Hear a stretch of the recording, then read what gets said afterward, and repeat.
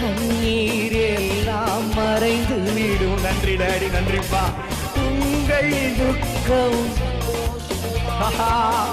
ஆமா, உங்கள் கவலைகள் கண்ணீர் எல்லாம் மறைந்து விடும்.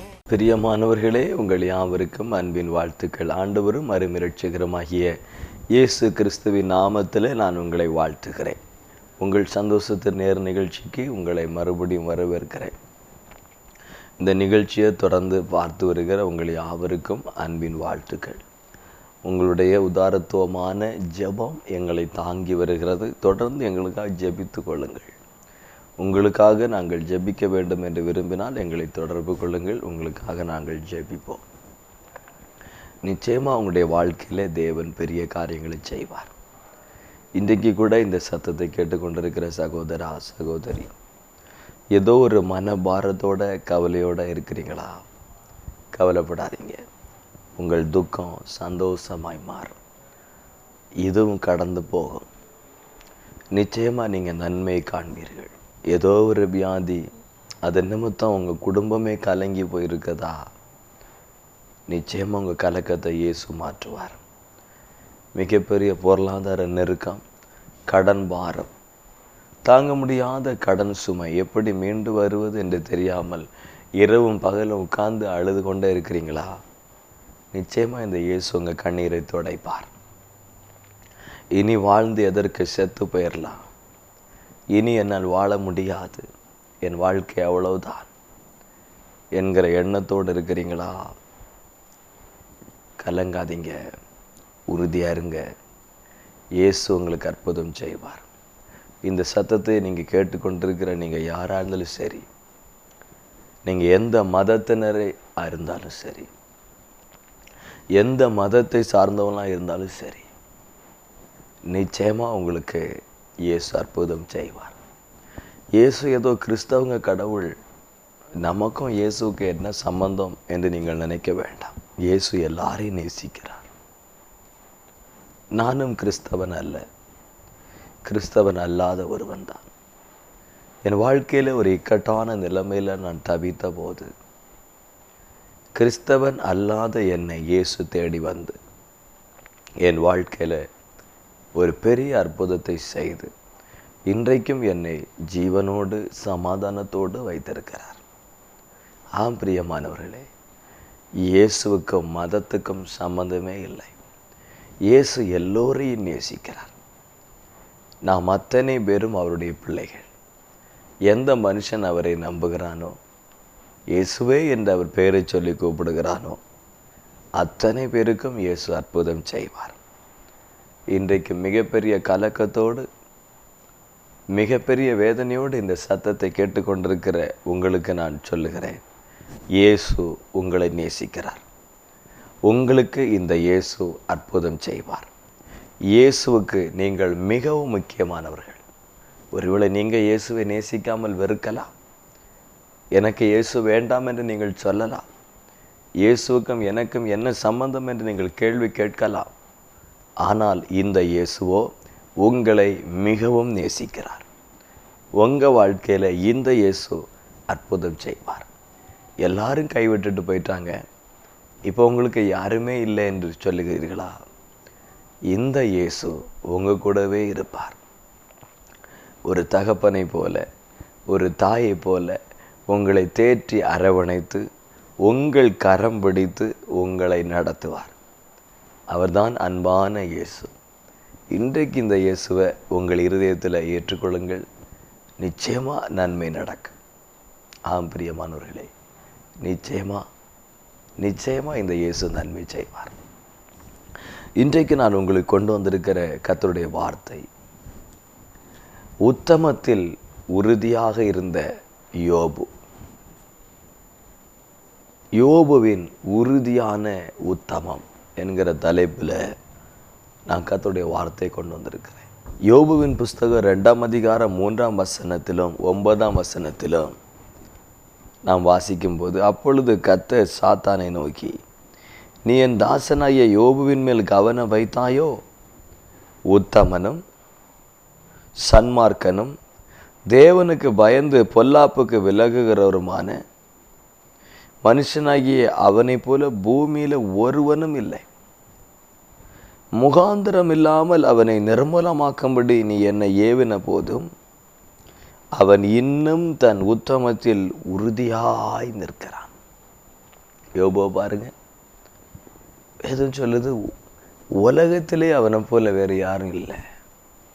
அவ்வளவு உத்தமமானவன். யோபு 1:1 யோபுவை குறித்து வேதம் சொல்லுகிறது, அந்த மனுஷன் உத்தமனும் சன்மார்க்கனும் தேவனுக்கு பயந்து பொல்லாப்புக்கு விலகுகிறவருமான மனுஷன். யோபு ஒரு உத்தமமான மனிதன். அவனிடத்தில் உத்தமம் இருந்தது. எந்த சூழ்நிலையிலையும் யோபுவின் உத்தமம் மாறவே இல்லை. உறுதியாயிருந்தான். உலகத்திலேயே மிகவும் உத்தமமான ஒரு மனிதன் யார் என்று கேட்டால் கர்த்தர் சொல்லுகிறார் யோபு. அவனுடைய மனைவி என்ன சொல்றாங்க? 9ஆம் வசனத்தில் பார்க்கும் பொழுது அவன் மனைவி அவனை பார்த்து, நீர் இன்னும் உம்முடைய உத்தமத்தில் உறுதியாய் நிற்கிறீரோ, தேவனை தூஷித்து ஜீவனை விடும். யோபு எல்லா ஆசீர்வாதமும் இருந்தபோது, தேவனால் மிகவும் ஆசீர்வதிக்கப்பட்ட போது, தன் உத்தமத்திலே உறுதியாய் நின்றதில் எந்த பெரிய ஆச்சரியமும் இல்லை. யோபுவை தேவன் எல்லா விதத்திலும் ஆசீர்வதித்திருக்கிறார். எல்லாவற்றிலும் சம்பூர்ணமாய் ஆசீர்வதிக்கப்பட்டிருக்கிறான். ஆகையால் அவன் தன் உத்தமத்தில் உறுதியாய் நின்று தேவனுக்கு பயந்து பொல்லாப்புக்கு விலகுவதில் எந்த ஆச்சரியமும் இல்லை. இப்போ யோபுடைய வாழ்க்கை அப்படியே தலைகீழாய் மாறி எல்லாவற்றையும் அவன் இழந்த போது, எல்லாவற்றையும் அவன் பறிகொடுத்த போது, அப்பவும் யோபு தன் உத்தமத்தில் உறுதியாய் நிற்கிறான். அவன் மனைவி சொல்லுகிற, இன்னுமா நீர் உத்தமத்தில் உறுதியாய் இருக்கிறீர், தேவனை தூஷித்து ஜீவனை விடும் என்று சொல்லுகிற அளவுக்கு யோபு தன் உத்தமத்தில் உறுதியாய் நின்றான். அதன் விளைவு என்ன? கர்த்தர் யோபுவை உயர்த்தினார். அவன் இழந்த அத்தனை அவனுடைய வாழ்க்கையில 2 மடங்காய் வந்தது. அவன் பறிகொடுத்த அத்தனை 2 மடங்காய் பெற்றுக்கொண்டான். யோபுவின் முன்னிலைமை பார்க்கிலும் அவன் பின்னிலைமை ஆசீர்வதிக்கப்பட்டிருந்தது.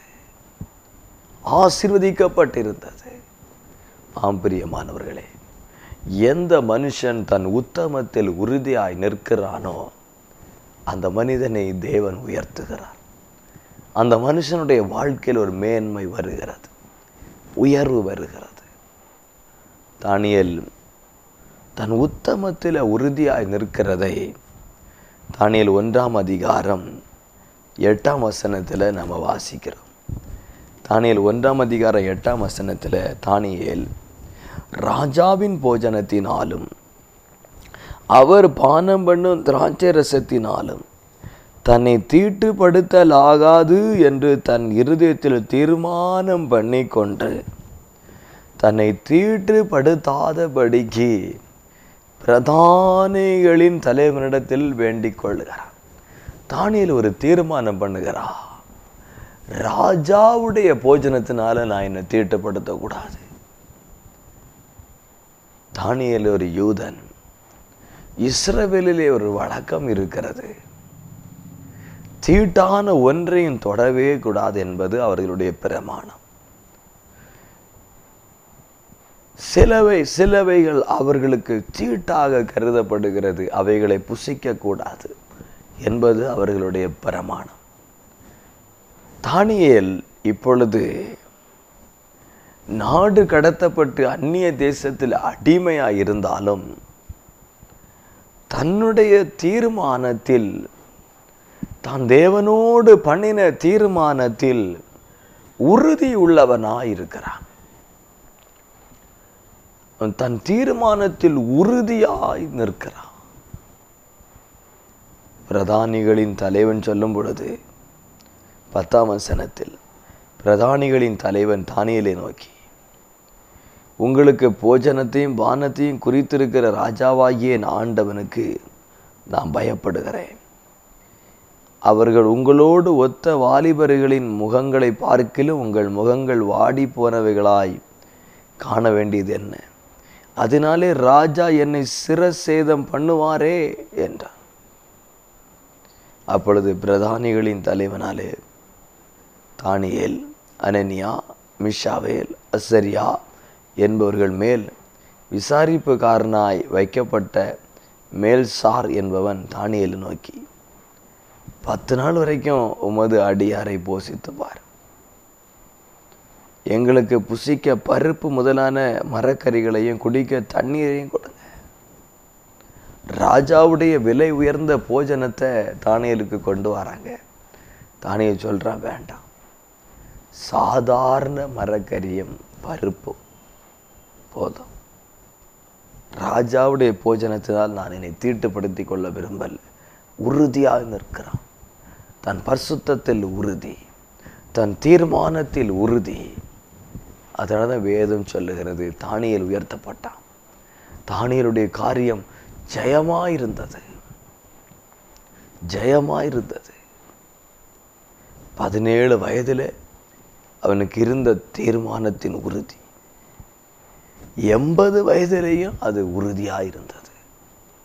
தன் பண்ணின தீர்மானத்தில் உறுதியாய் நின்ற தானியேல் தேசத்தில் உயர்த்தப்படுகிறான். நாம் அநேக தீர்மானத்தை பண்ணியிருப்போம். எசப்பா, இப்படியெல்லாம் செய்வேன், என் வாழ்க்கை இப்படி இருக்கும், நான் இப்படியெல்லாம் பண்ணுவேன், இப்படி தான் இருப்பேன். ஆண்டவரோட பல தீர்மானங்கள். நான் இப்படி பண்ணுவேன்ப்பா, உங்களுக்காக இதை செய்வோம்ப்பா, மிஷினரிகளை தாங்குவேன் ஆண்டவரே, ஆலயங்களை கட்டுவேன், ஊழியங்களுக்காக கொடுப்பேன், நான் இந்த பாவம் செய்கிறதில்லை, இனி நான் டிவியில் சினிமா பார்க்கறதில்லை, இனி நான் சீரியல் பார்க்கறதில்லை, இனி நான் வீணாய் உட்கார்ந்து கதை பேசுவதில்லை, அதிகாலையில் எழும்பி ஜெபிப்பேன், இரவு ஜெபிப்பேன், தினமும் தேசத்துக்காக ஜெபிப்பேன். இப்படி எத்தனையோ தீர்மானங்கள் நாம் எடுத்திருக்கிறோம்.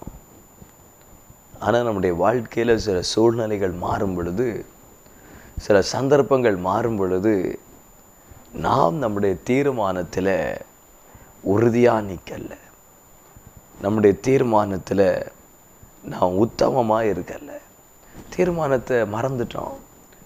நாம் பண்ணின தீர்மானம் நமக்கே மறந்து போச்சு, உத்தமமாக இல்லை. ஆனால் தானியேலோ தன் சிறு வயதில் தேவனோடு பண்ணின தீர்மானத்தில், தேவனோடு பண்ணின உடன்படிக்கையில் தன்னை தீட்டுப்படுத்தலாகாது என்கிற தன்னுடைய தீர்மானத்தில் மிகவும் உறுதி உள்ளவனாக இருந்து, தன் வாலிப வயதில் மாத்திரமல்ல, தன் வயோதான நிலையிலும் அவன் உறுதியாய் நிற்கிறத நம்ம வேதத்தில் பார்க்குறோம்.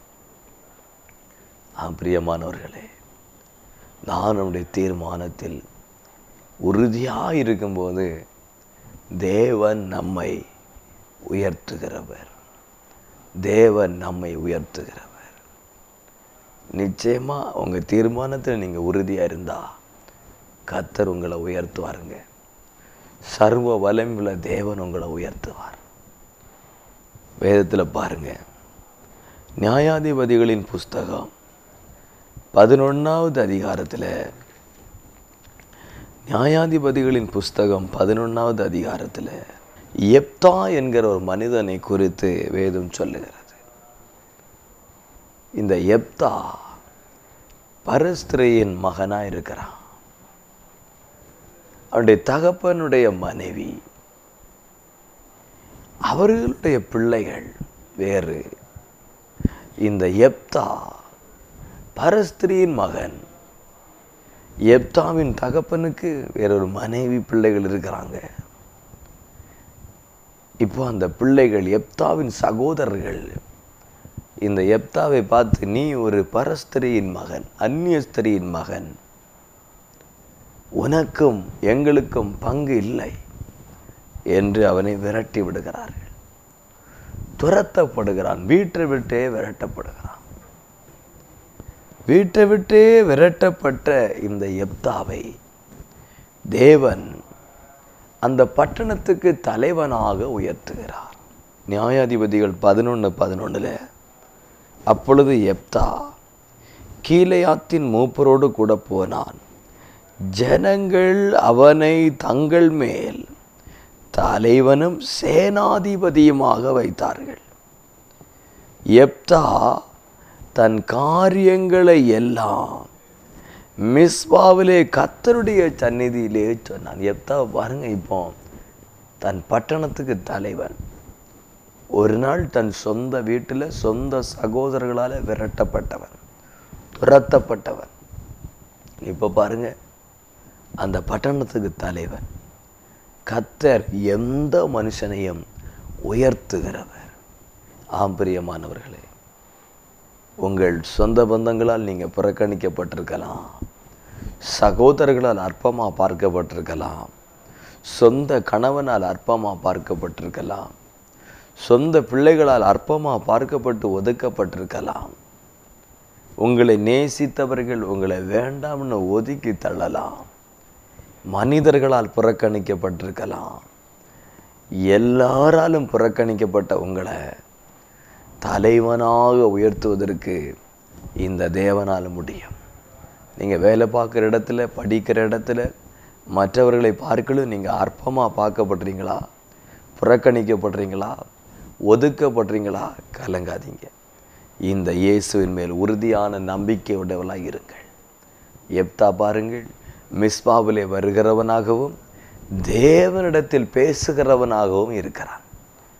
மிஸ்பா என்றால் தேவனுடைய ஆலயம், தேவனுடைய சமூகம், தேவ பிள்ளைகள் கூடி வருகிற இடம்.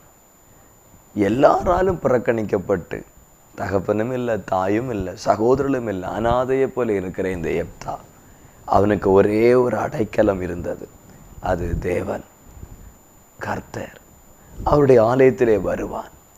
தன்னுடைய காரியங்கள் அத்தனையும் அவரிடத்திலே சொல்லுவான். எந்த மனிதன் தேவனுடைய சமூகத்தில் வருகிறானோ, தன் இருதயத்தையெல்லாம் தேவ சமூகத்தில் சொல்லி அழுகிறானோ, தன் பாரங்கள் தன் வருத்தங்களை கர்த்தருக்கு தெரியப்படுத்துகிறானோ, அந்த மனிதனை நிச்சயமாய் தேவன் உயர்த்துவார்.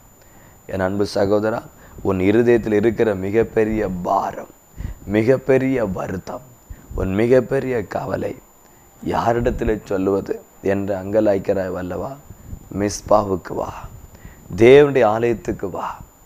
அங்கே அவரிடத்திலே சொல். அவரிடத்தில் உனக்கு நன்மை இருக்கிறது, அவரிடத்தில் உனக்கு ஆதரவு இருக்கிறது. அவர் உன்னை நிச்சயமாய் உயர்த்துவார். எப்தா தன் சகோதரரால் புறக்கணிக்கப்பட்டாலும் பட்டணத்துக்கு தலைவனாய் உயர்த்தப்பட்டார். என்ன காரணம் தெரியுமா? எப்தாவின் வாழ்க்கை எப்படிப்பட்டதா இருக்கிறது பாருங்கள். நியாயாதிபதிகள் 11வது அதிகாரத்தில் 30ஆம் வசனம் 31, 32 படிக்கும்போது, அப்பொழுது எப்தா கர்த்தருக்கு ஒரு பொருத்தனையை பண்ணி, தேவரீர் அம்மோன் புத்திரரை என் கையிலே ஒப்பு கொடுத்தால், நான் அம்மோன் புத்திரரிடத்திலிருந்து சமாதானத்தோடு திரும்பி வரும்போது என் வீட்டு வாசல் படியில் இருந்து எனக்கு எதிர்கொண்டு வருவது எதுவோ அது கர்த்தருக்கு உரியதாகும். அதை சர்வாங்க தகன பலியாய் செலுத்துவேன் என்றார். எப்தா அம்மோன் புத்திரரின் மேல் யுத்தம் பண்ண அவர்களுக்கு விரோதமாக புறப்பட்டு போனான். கர்த்தர் அவர்களை அவன் கையில் ஒப்பு கொடுத்தார். இப்போ எப்தா பட்டணத்துக்கு தலைவன், யுத்தத்திற்கு தலைமை தாங்கி புறப்பட்டு போகிறான். புறக்கணிக்கப்பட்ட சகோதரர்கள்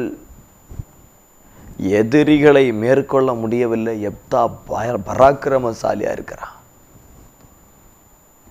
இந்த யுத்தத்தில் ஜெயித்துட்டா நிரந்தரமா நீதான் தலைவன் என்று சொல்லுகிறார்கள். எப்தா பல வருஷமா புறக்கணிக்கப்பட்டு பட்டணத்துக்கு வெளியிலே வாழ்கிறான். இப்போ இது ஒரு பெரிய முக்கியமான தருணம்.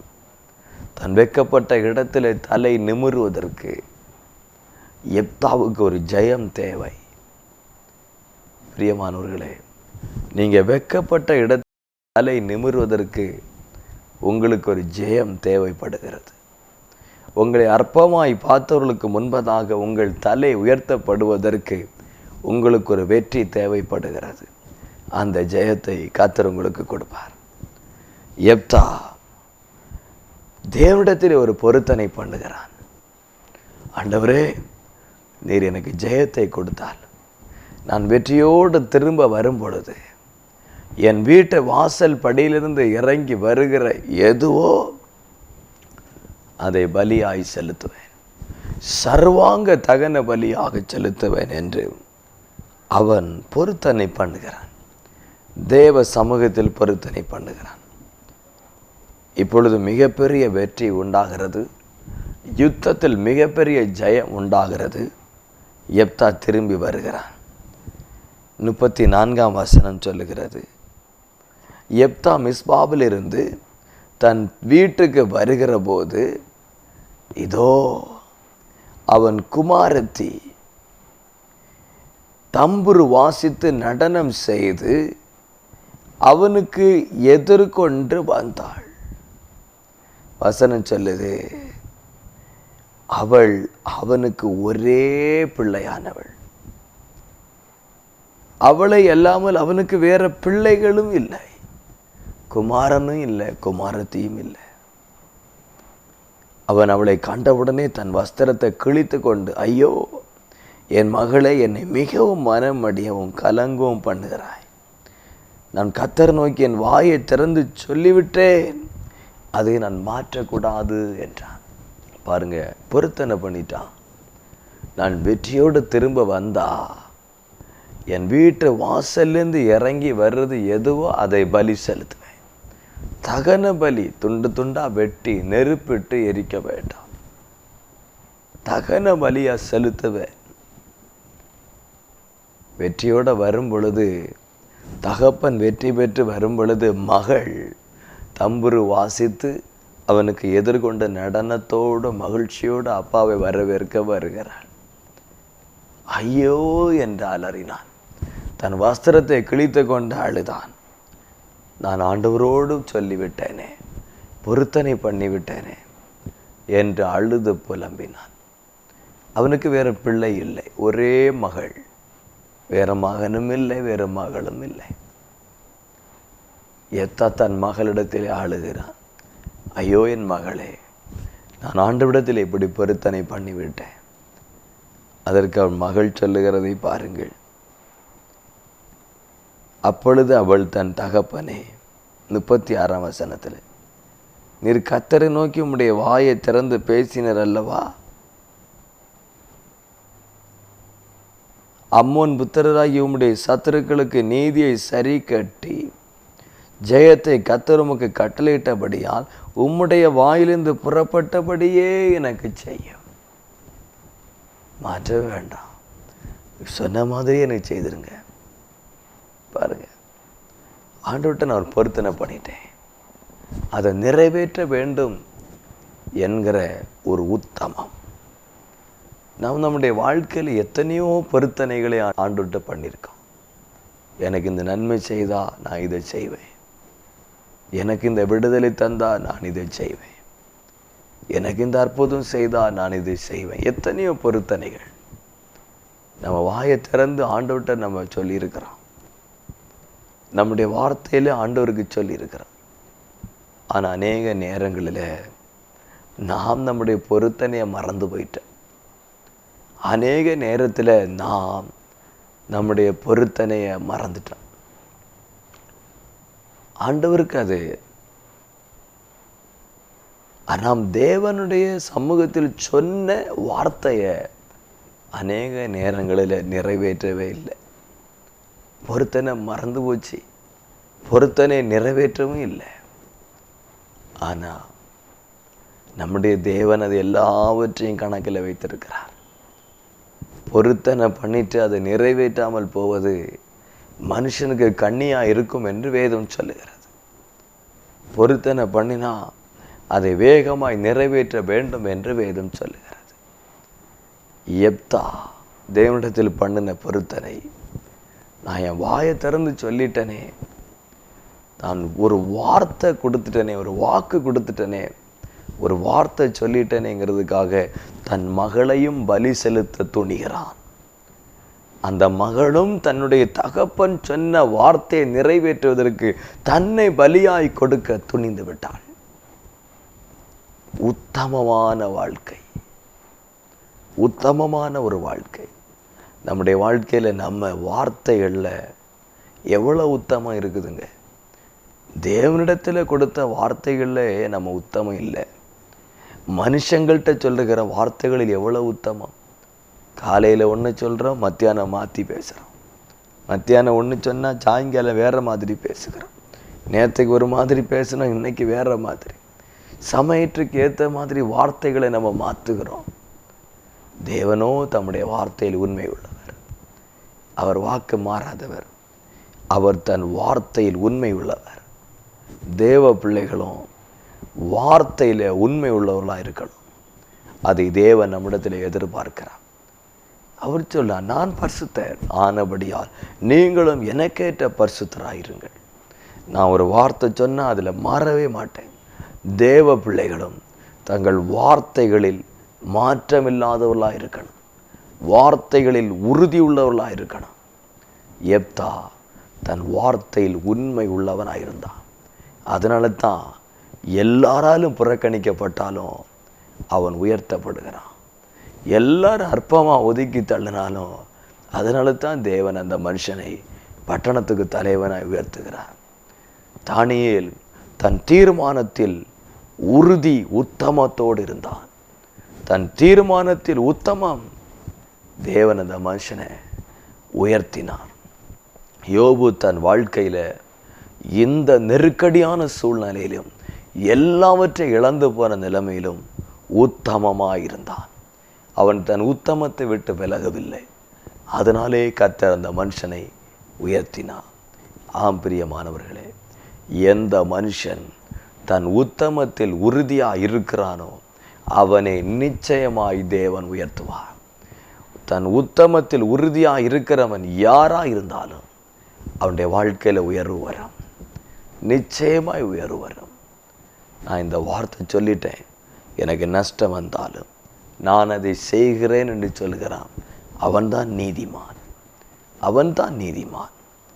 அதைத்தான் சங்கீதம் 15:4 சொல்லுகிறது. ஆணையிட்டதில் தனக்கு நஷ்டம் வந்தாலும் தவறாதிருக்கிறான். அவன்தான் தேவனுடைய பார்வையில் நீதிமான். ஒரு வார்த்தை சொல்லிட்டேங்க, அதை நிறைவேற்றணும். நான் ஒரு தீர்மானம் பண்ணிட்டேங்க, அதில் உறுதியாக இருக்கணும்.